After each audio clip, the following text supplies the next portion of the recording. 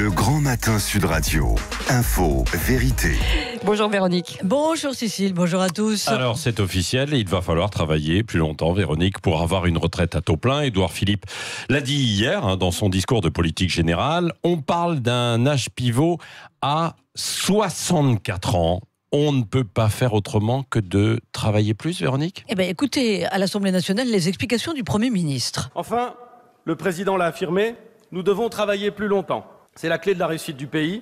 Je vois bien que cela inquiète, mais la réalité, c'est qu'il s'agit aussi d'une question de justice. Nous maintiendrons donc la possibilité d'un départ à 62 ans en ne bougeant pas l'âge légal, mais nous définirons un âge d'équilibre et des incitations à travailler plus longtemps. Alors, c'est quoi cet âge d'équilibre ? Alors cet âge d'équilibre, c'est quand même incroyable de parler d'un âge d'équilibre.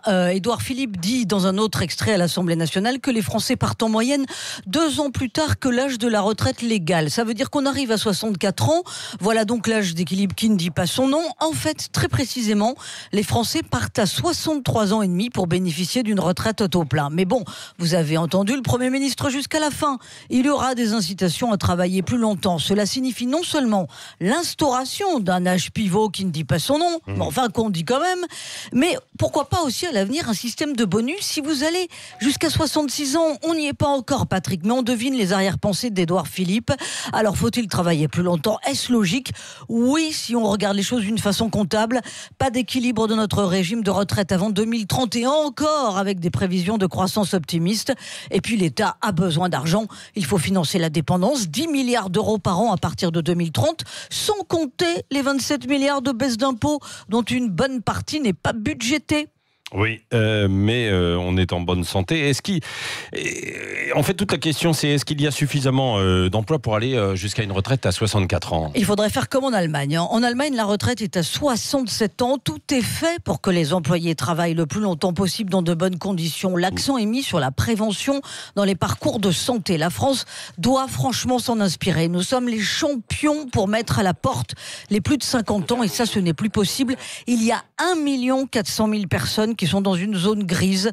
Plus d'allocations chômage, mais ils sont encore trop jeunes pour toucher une retraite. Et évidemment, ils n'auront pas une retraite à taux plein. Ça signifie une précarité absolue pour beaucoup d'entre eux et pour certains qui écoutent Sud Radio.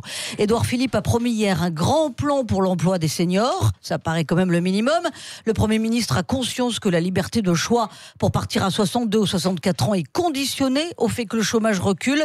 Le gouvernement est optimiste, les Français beaucoup moins. Bah oui, on va voir dans un instant sur les réseaux sociaux comment on vote. Philippe Pillet est avec nous, secrétaire confédéral FO en charge des retraites. Bonjour à vous. Bonjour. Les Français moins optimistes que le Premier ministre pour ce départ en retraite. Qu'est-ce que vous en pensez, vous ? Oui, les Français ont raison. Oui. Le Premier ministre annonce, à la suite du président de la République qu'il avait déjà fait le 25 avril, le Premier ministre annonce en fait un recul de l'âge de départ officiel, on va dire, de 2 ans. Ouais. Donc, vous venez de parfaitement résumer la situation. Si je peux me permettre, vous avez fait allusion dans la chronique à l'Allemagne. Oui. Si l'Allemagne c'est le modèle, il faut quand même rappeler qu'en Allemagne, le taux de pauvreté chez les retraités, c'est 17,1%. Ouais, c'est vrai. Avec beaucoup qui font des petits boulots en plus. 7%. Ouais. Oui. Bien sûr. Parce que le sujet fondamental, c'est évidemment le chômage. Oui. Mais commencer par reculer l'âge de la retraite en disant on s'occupera après du chômage, s'il serait quand même beaucoup plus efficace de commencer à s'occuper du chômage de masse pour ensuite voir éventuellement sur la retraite. Et si on s'occupe du chômage, si le gouvernement s'occupe du chômage de masse, il n'y a plus de sujet retraite. Ouais. Puisqu'il y a des cotisations supplémentaires. Oui, et puis avec cette difficulté du travail justement pour les seniors, les plus de 50 ans, quoi. Bien sûr. Parce que quand aujourd'hui les plus de 50 ans sont menacés dans leurs emplois et qu'on leur dit il faudra aller jusqu'à 64 ans pour avoir l'âge de la retraite, il y a une forme d'angoisse, hein.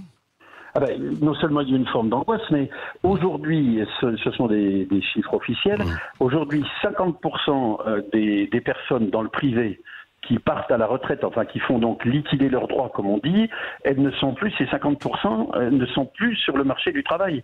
Oui, c'est des gens qui sont en invalidité, en maladie, au chômage, ou en fin de droit, vous y avez fait allusion, c'est des trappes à précarité énormes. Oui, absolument. Merci Philippe Pillet, parce qu'on y reviendra en débat tout à l'heure à 9h. Véronique Jacquier, qu'est-ce que ça donne sur les réseaux sociaux? Retraite à taux plein, prêt à travailler jusqu'à 64 ans, eh bien c'est non pour les auditeurs qui votent sur le compte Twitter de Sud Radio, non à 79%, et ça vote beaucoup. Oui, absolument. Débat à 9h, et puis à 9h30 aussi, ensuite, Cécile, nous parlerons du chômage. Ce n'est pas une fatalité. Selon...